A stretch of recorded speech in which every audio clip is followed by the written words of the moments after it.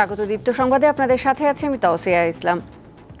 ঘূর্ণিঝড় রেমালের কারণে এখন পর্যন্ত পটুয়াখালী, সাতক্ষীরা, ভোলা, বরিশাল ও চট্টগ্রামে 7 জনের মৃত্যুর খবর পাওয়া গেছে। এর মধ্যে গাছ পড়ে ভোলার লালমোহনে মারজান নামে এক ব্যক্তি ও দৌলত খানে মাইশা নামে এক শিশু মারা গেছে। আর বরিশালে নির্মাণাধীন একটি ভবনের একাংশ ধসে মারা গেছেন আরও 2 জন। চট্টগ্রামের বায়েজিদ চন্দ্রনগরে দেয়াল ধসে 1 জন নিহত এবং অপর 2 জন আহত হন। এদিকে প্রবল ঘূর্ণিঝড় রেমাল দুর্বল হয়ে স্থলে নিম্নচাপে পরিণত হয়েছে। এটি আরও উত্তর পূর্ব দিকে অগ্রসর হয়ে বৃষ্টি ছড়িয়ে ক্রমশ দুর্বল হয়ে পড়বে বলে জানিয়েছে আবহাওয়া অফিস।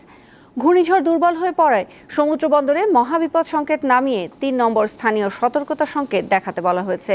রিমালের প্রভাবে উপকূলের বিভিন্ন এলাকার অন্তত 26 লাখ গ্রাহক বিদ্যুৎহীন রয়েছেন। গাছ পড়ে লাইন ছিঁড়ে অনেক এলাকায় বিদ্যুৎ সরবরাহ বন্ধ হয়ে গেছে।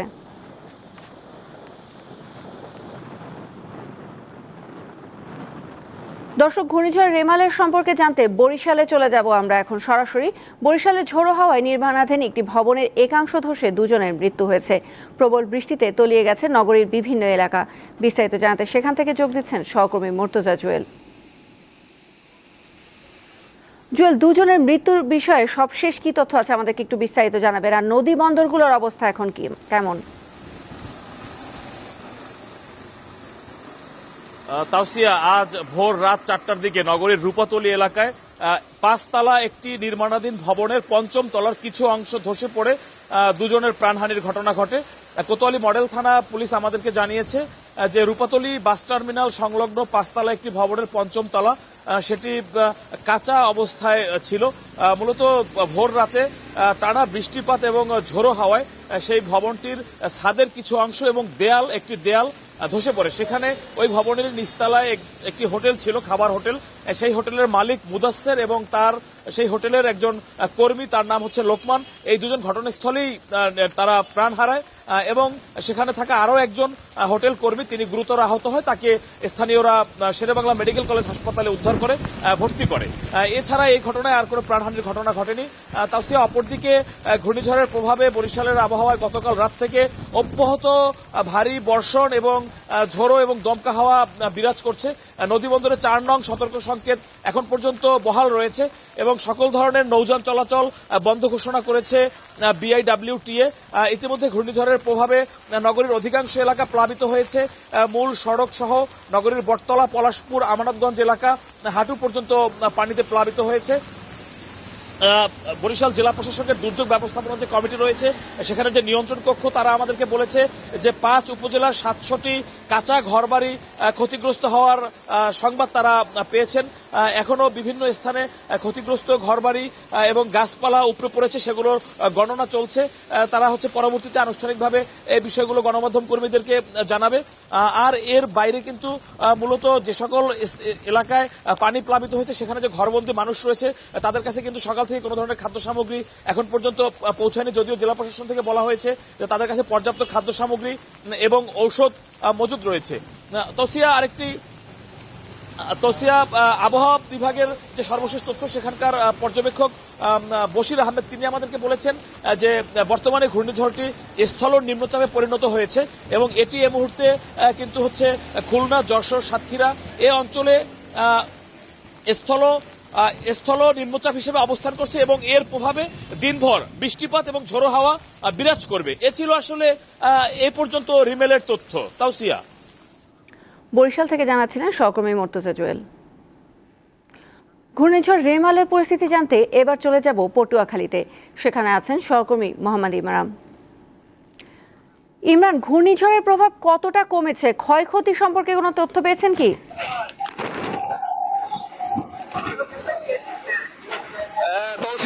আমরা সকাল থেকে দেখেছি ঘূর্ণিঝড়ের যে রেমালের যে তাণ্ডব, সেই তাণ্ডব কিন্তু পটুয়াখালী কুকারা সমুদ্র সৈকত চলছে। এই মুহূর্তে আপনি আমার পিছনে দেখতে পাচ্ছেন যে কুকারা সমুদ্র সৈকতের যে বড় বড় ঢেউ, সেই ঢেউ কিন্তু তীরে আসতে পারছে। অর্থাৎ কুয়াকাটা সমুদ্র সৈকতের যে ভয়ঙ্কর রূপ, সেই রূপ কিন্তু এখানে ধারণ করেছে। আপনি দেখতে পাচ্ছেন এখানে কিন্তু একেবারে ঝড়ো হাওয়া বয়ে যাচ্ছে।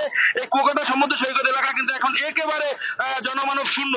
আমরা যদিও ঘূর্ণিঝড় রেমাল এই উপকূল অতিক্রম করলো, এখন কিন্তু এর রেশ কিন্তু এখনো কাটেনি এবং এখানকার যে এত পরিমাণে বাতাস আছে, একজন মানুষ এখানে কিন্তু দাঁড়ানো একেবারে দায় হয়ে পড়েছে। আরেকটি বিষয় আমি আপনাকে জানিয়ে রাখি, ঘূর্ণিঝড় রেমাল মোকাবেলায় কিন্তু পটুয়াখালী জেলা প্রশাসন ব্যাপক প্রস্তুতি নিয়েছিল। গতকাল রাতে কিন্তু কলাপাড়া উপজেলা প্রশাসন এই যে পটুয়াখালীতে কলাপাড়া উপজেলায় যে সকল আশ্রয়ণ কেন্দ্র ছিল সেই সকল আশ্রয়ণ কেন্দ্রে প্রায় 13,000 মানুষকে কিন্তু আশ্রয় দিয়েছে। এছাড়া গতকাল এবং আজ কিন্তু এই যে জোয়ার বেড়েছে, জোয়ারের পানিতে কিন্তু বেড়িবাঁধের বাইরে যে নিম্ন অঞ্চল রয়েছে সেই নিম্ন অঞ্চল কিন্তু প্লাবিত হয়েছে। অসংখ্য ঘরবাড়ি কিন্তু পানি নিচে তলিয়ে গেছে এবং অসংখ্য গাছপালা কিন্তু পুরো পড়েছে। আমরা কিন্তু বেশ কয়েক স্থান থেকে, বিশেষ করে রাঙ্গাবালি এবং কলাপাড়ার বেশ কয়েক স্থান থেকে বেড়িবাঁধ কিন্তু যে বিধ্বস্ত হয়েছে সেটির খবরও কিন্তু আমরা পেয়েছি। আরেকটি তথ্য আপনাকে জানিয়ে রাখি, ঘূর্ণিঝড়ে গতকাল কিন্তু যে জোয়ার ছিল, এই জোয়ারের সময় কিন্তু এক যুবক কিন্তু এই কুয়াকাটা সংলগ্ন যে কাগরচরে সেই কাগরচরে কিন্তু মৃত্যু হয়েছে। তো এই মুহূর্তে ঝড়ো বাতাস কিন্তু কুয়াকাটা সমুদ্র সৈকতে বইছে, সাগর অনেকটা বিক্ষুব্ধ রয়েছে। তো এই ছিল তৌসি, আসলে পটুয়াখালীর কুয়াকাটা থেকে আমার কাছে সর্বশেষ। পটুয়াখালী থেকে জানাচ্ছিলেন সহকর্মী মোহাম্মদ ইমরান। প্রায় 17 ঘন্টা পর চালু হয়েছে চট্টগ্রামের শাহ আমানত আন্তর্জাতিক বিমানবন্দরে ফ্লাইট ওঠানামা। ভোর 5টা থেকে পুনরায় যাত্রী সেবা সহ রানওয়ের কার্যক্রম শুরু হয়। এর আগে ঘূর্ণিঝড় রেমালের কারণে শাহ আমানত আন্তর্জাতিক বিমানবন্দরে রোববার দুপুর থেকে ফ্লাইট ওঠানামা বন্ধ ঘোষণা করা হয়। কর্ণফুলীর তলদেশে নির্মিত বঙ্গবন্ধু টানেল দিয়েও যান চলাচল শুরু হয়েছে। এদিকে ঘূর্ণিঝড়ের প্রভাবে ভারী বৃষ্টিপাত হচ্ছে চট্টগ্রামে। এতে নগরের নিম্নাঞ্চল সহ বিভিন্ন এলাকা পানিতে তলিয়ে যায়। অনেক বাড়ি ও দোকানেও পানি ঢুকেছে। জলাবদ্ধতার কারণে সকালে অফিসগামী মানুষদের চরম ভোগান্তিতে পড়তে হয়। আবহাওয়া অধিদপ্তরের তথ্য অনুযায়ী সোমবার সকাল 6টা থেকে 9টা পর্যন্ত 3 ঘন্টায় 132 মিলিমিটার বৃষ্টি হয়েছে চট্টগ্রামে।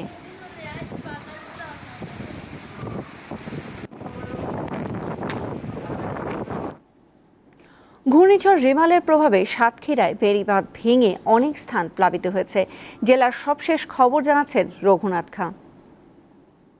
ঘূর্ণিঝড় রিমেলের পশ্চাৎভাগ অর্থাৎ শেষ অংশ এই মুহূর্তে আমাদের খুলনার কয়রা হয়ে দক্ষিণে বেরিয়ে যাচ্ছে। তারই প্রভাবে আমাদের সাতক্ষীরার যে প্রতাপনগর, সাতক্ষীরা আশাশুনি উপজেলার প্রতাপনগর, এই অঞ্চল দিয়ে কিন্তু প্রবল ঝড় এবং বৃষ্টি হচ্ছে এবং দমকা হওয়া।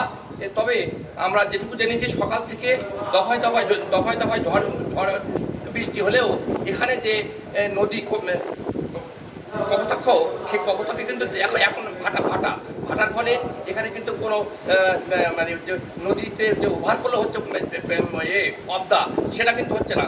এবং রাতে এখানে চাকলা, সুভদ্রাঘাটি ওই সমস্ত অঞ্চলে কিছু ওভারফ্লো হয়েছে, ফলে বেশ কিছু চিংড়ি খেয়ে ভেসে গেছে। তবে ঘর বাড়ি বা বসত বাড়িতে কোনো প্রকারে ক্ষয়ক্ষতি হয়নি।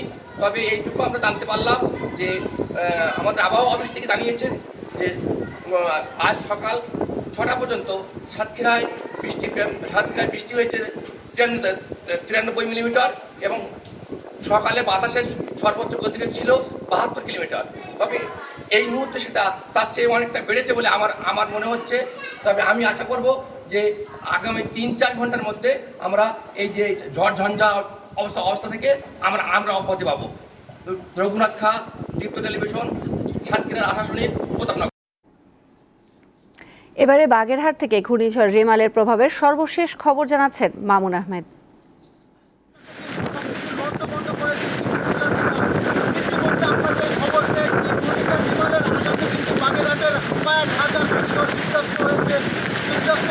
হাজার হাজার গাছপালা পুরো বাংলার জেলা জুড়ে গতকাল রাত পর্যন্ত প্রায় 1 লাখ মানুষ নিয়েছে এবং তাদের হাজার হাজার সাহায্য হয়েছে।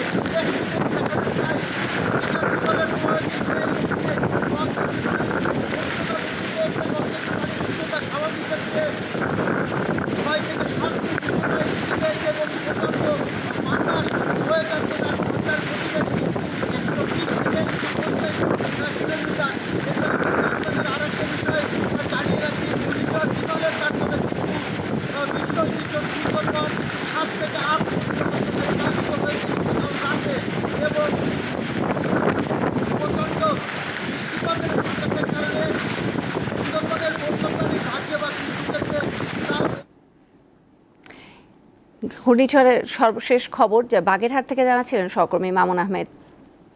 এদিকে ঘূর্ণিঝড় রেমালের আঘাতে ভারতের কলকাতায় একজনের মৃত্যুর খবর পাওয়া গেছে।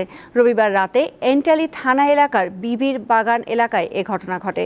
ঘূর্ণিঝড়ের প্রভাবে শিলাইদহ উত্তর ও দক্ষিণ শাখা ও হাওড়ায় ট্রেন চলাচল বন্ধ রয়েছে। অনেক জায়গায় মেট্রো পরিষেবাও বন্ধ। রবিবার রাত 8টার পর পশ্চিমবঙ্গের উপকূলীয় অঞ্চলে ঘন্টায় 135 কিলোমিটার বেগে আঘাত হানে রেমাল। সকালে ঝড়ের গতিবেগ কমলেও বৃষ্টিপাত অব্যাহত রয়েছে। রেমালের সবচেয়ে বেশি প্রভাব পড়েছে দক্ষিণ 24 পরগনা ও পূর্ব মেদিনীপুরে। এতে বহু গাছ ভেঙে পড়েছে, উপড়ে গেছে বিদ্যুতের খুঁটি।